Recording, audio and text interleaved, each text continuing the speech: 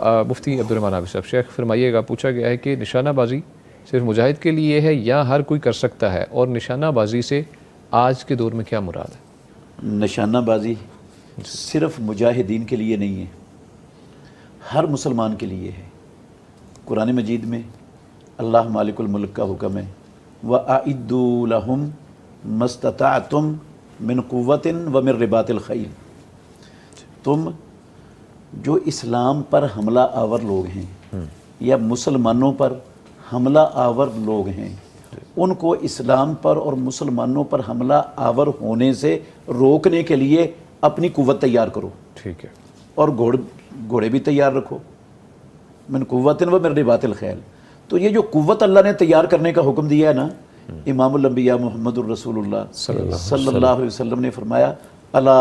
ان القوت الرمیو، الا ان القوت الرمیو، الا ان القوت الرمیو، کہ یہ جو قوت ہے نا جی جی، یہ رمی ہے۔ اچھا، رمی کا مطلب ہے نشانہ بازی، اوکے، تیر اندازی ہو، وہ گن کے ساتھ ہو، وہ ٹینک کے ساتھ ہو، وہ توپ کے ساتھ ہو، وہ جہاز کے ساتھ ہو، یہ سارے اس رمی کے اندر آتے ہیں۔ میزائل کے میزائل بھی رمی کے اندر آتے ہیں، بالکل ایسی لیٹسٹ دور کی لیٹسٹ یہ بیلسٹک میزائل یہ بھی رمی کی ایک جدید ترین صورت ہے۔ بالکل ٹھیک ہے، تو ان کی تعلیم حاصل کرنی چاہیے سب کو، اچھا ٹھیک ہے، اور یہ صرف نہ مجاہدین کا کام ہے اکیلوں کا، نہ اکیلی فوج کا کام ہے، ہر مسلمان مرد کا یہ اس سے تقاضا ہے اللہ کا وَأَعِدُّوا لَهُم مَا اسْتَطَعْتُم مِّن قُوَّةٍ وَمِن رِّبَاطِ الْخَيْلِ۔ بالکل، لیکن یہ تیاری ایک تو مسلمانوں کے خلاف نہیں کرنی، مسلمانوں کے سے لڑنے کے لیے، کسی کی زمینوں پر قبضے کرنے کے لیے، اور کسی کو اپنی برادری کے بنیاد پر قتل کرنے کے لیے، یا اور کسی ذاتی مفاد کے لیے قتل کرنے کے لیے نہیں ہے یہ صرف، اور اچھا یہ کافروں کو بھی قتل کرنے کے لیے نہیں ہے۔ یہ جو مجاہد ہوتا ہے نا، جی جی، اس کی زندگی کا مقصد کافر کو قتل کرنا نہیں ہوتا،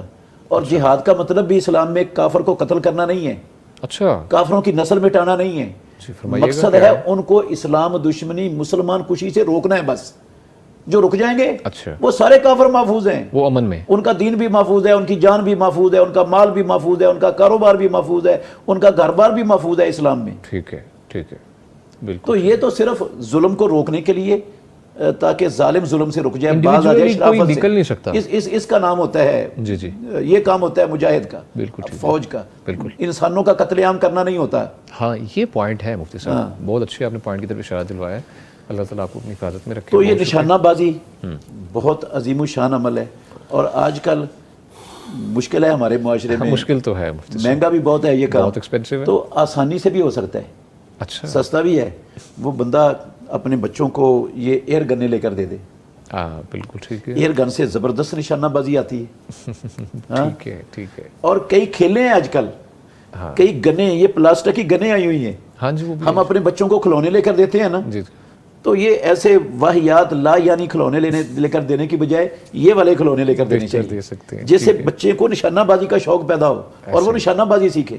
اور وہ چھوٹی چھوٹی پلاسٹک کے شرے ہوتے ہیں اس میں، اس سے وہ نشانہ بازی کرتے ہیں، اور اگر بچے ٹیم بنا کر یہ کام شروع کر دیں، نشانہ بازی لگائیں، ان کو انعام بھی ملے، تو یہ تو بڑی زبردست تفریح بھی ہے اور نشانہ بازی بھی ہے۔ اچھا مفتی صاحب جیسے فرمایا تفریح تو ہے، نشانہ بازی ضروری بھی ہے،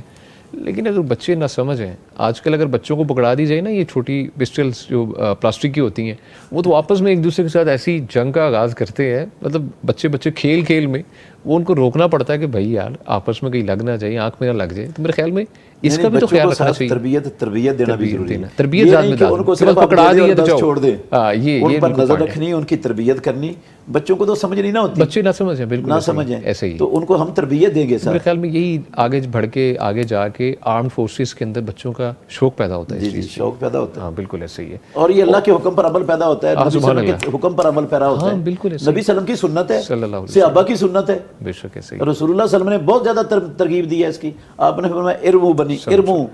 ارمو تیر اندازی کرو، اچھا، تمہارا باپ اسماعیل علیہ السلام بھی تیر انداز تھا،